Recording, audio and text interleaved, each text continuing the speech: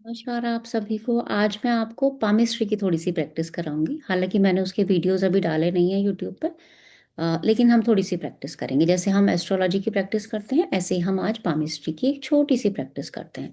देखते हैं कि आप लोगों को प्रैक्टिस पसंद आती है या नहीं आती है ना।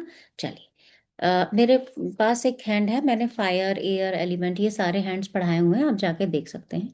आज हम थोड़ा सा पढ़ेंगे, बहुत ज़्यादा तो नहीं, लेकिन थोड़ा सा। आज मैं आपको फेट लाइन के बारे में बताऊंगी, है ना। फेट लाइन हम ये हमारी सैटर्न फिंगर है।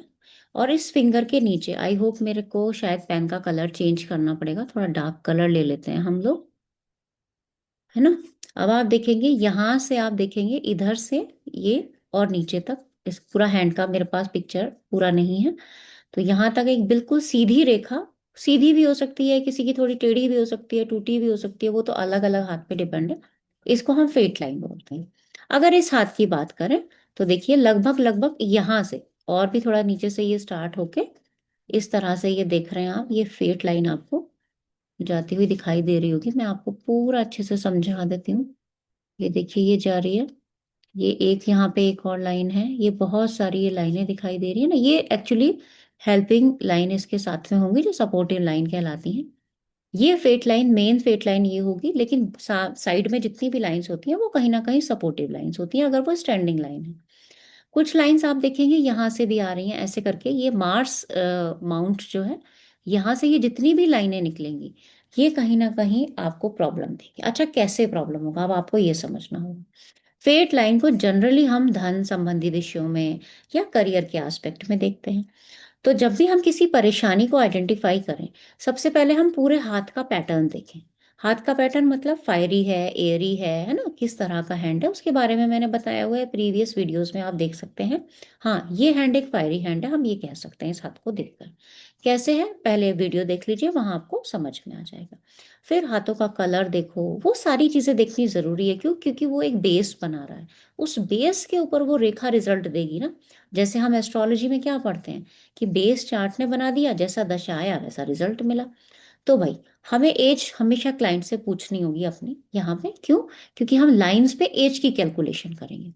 फॉर एग्जाम्पल, ये जिनका भी हाथ था, तो इनकी एज लगभग लगभग आप ये लगाओ कि 45 या अराउंड 45 एंड 50 के बीच की आप एज मान सकते हो। तो जब हम एज की कैलकुलेशन करेंगे कि यहाँ पे मान लेते हैं, मैं हल्का सा आपको इनका हाथ के बारे में समझाना चाहती हूँ। लगभग लगभग 30 की एज हम यहाँ मिडिल में मान के चलेंगे। मिडिल, ये पूरा मेरा फेट लाइन है, इसकी 30 की एज मैं यहाँ पे मान के चल रही हूँ। एज कैलकुलेशन के कई तरीके हैं, यहाँ मैं आपको एक बेसिक सा तरीका बता रही हूँ कि यहाँ मैंने इसको 30 माना एज। तो आगे अगर हम चलेंगे तो ये पूरे को हम 75 एक अप्रॉक्स एज मान के चल रहे हैं, 75 to 80 मान सकते हैं। अब इसको हमें 30 से 75 के बीच में डिवाइड कर दें। तो अगर मान लेते हैं मैं इसका बिल्कुल बिल्कुल मिडिल पॉइंट निकालूं, तो करीबन करीबन ये आ जाएगा। अब 30 और 75 के बीच का मिडिल का पॉइंट क्या बचेगा? 30 में मैं कितना ऐड करूं? 30 + 30 60, और प्लस में 15 और करेंगे तो करीबन 45 के बीच का गैप होगा ये। यानी 22.5 साल और मैं अगर इसमें जोड़ देती हूँ, तो करीबन अभी जो इनकी एज है वो अप्रोक्स यहाँ पे आके निकलती है, लगभग लगभग, है ना। यहाँ के थोड़ा सा और ऊपर आप इसको कह सकते हो, यहाँ पे आके इनकी एज निकलती है। कुछ एस्ट्रोलॉजर्स ये मानते हैं कि हमारी जो माइंड लाइन है और जो हमारी हार्ट लाइन है, ये 50 पे मानो, इसको 40 पे मानो, ये बीच का एज निकल जाता है। तो आप जैसे भी समझें, वो तो प्रैक्टिस की बात है अपनी अपनी। लगभग लगभग हम मान के चल रहे हैं कि इनकी कुछ एज लगभग लगभग यहाँ पे है। अब आप देख रहे हैं कि यहाँ पे पहले से ये फेट लाइन जा रही है, यानी इनका एक अच्छा स्टेबल करियर है। लेकिन साइड में ये दो लाइनें और आ रही हैं अभी, मतलब किसी और करियर की प्लानिंग आपकी हो सकती है, या साइड बाय साइड आप कुछ और भी साथ में काम अपना लेके चल रहे हो। एक तो करियर है, उसके साथ में और काम भी आपके चल रहे हैं, पर उस काम में रुकावट भी आ सकती है, क्योंकि मार्स यानी कि डिस्टरबेंस जो देगा, वो लाइनें आ रही हैं। लेकिन यहाँ पे आप देखेंगे तो एक स्क्वायर जैसे भी बन रहे हैं, यहाँ पे कई सारे छोटे छोटे, अभी शायद आपको दिखाई नहीं दे रहे होंगे, इस तरीके के स्क्वायर्स बन रहे हैं।